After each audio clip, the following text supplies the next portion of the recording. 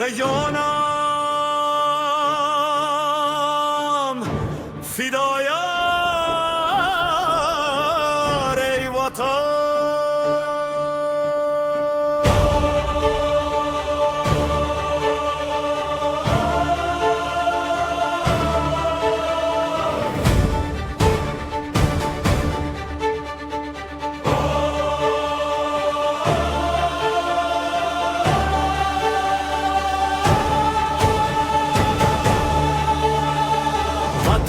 ای سرزمینی پاکو به هم توی اجدادم،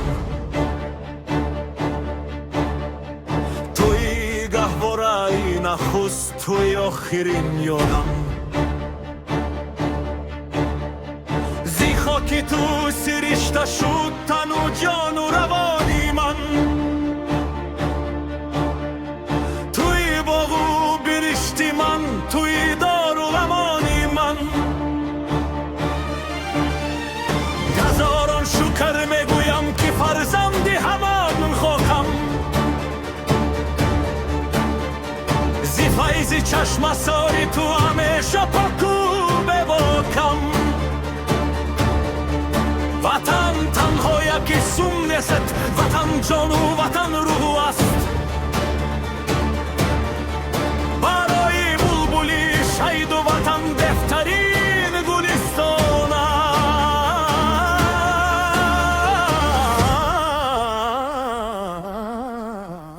است. بهار یک زرای خاکم بازارم سجده میارم، برای حفظ نام تو زی جانم من دست بردارم. که کشور به شجاعت نیست، کشور به جسارت نیست، برای مردی با ناموس وطنداری خیانت نیست.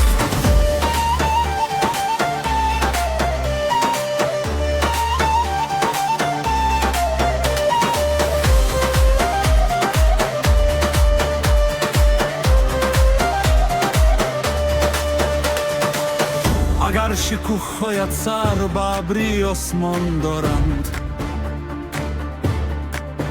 طمع فرزندان تو درد هزاران آرمان دارند. صدای رودی پنج تو سرودی زندگی باشد، برای آدمیت آن دلیلی بندگی باشد. زی خروگوزی سفرازی خطوانوزی سوگدیان، تاما یک سبو یک رنگن زی نسلی پاکیریان. تو را باید پرستید چون مقدس گوی ارمان ها، توی درمانی هر دردی توی سلطانی دوران ها.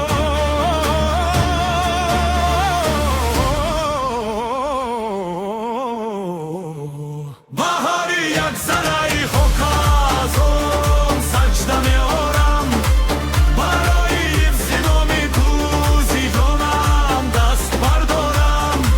که کشور به شجاعت نیست، کشور به جسارت نیست، برای مردی با ناموس وطنداری خیانت نیست.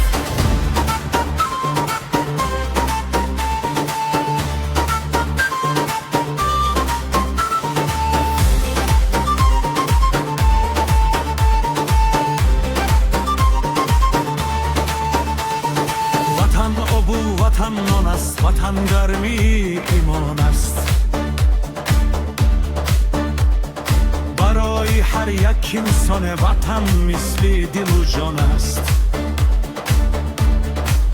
وطن مادر، وطن خواهر، وطن گهواره‌ای هستیم.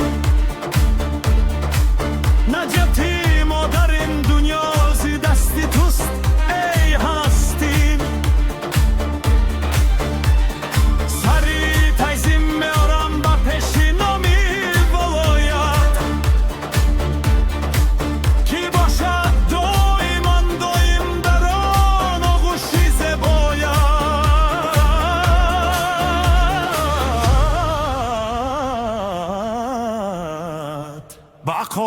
ما وطن باشد دلای ما وطن باشد تمامی هستی و جانو ندای ما وطن باشد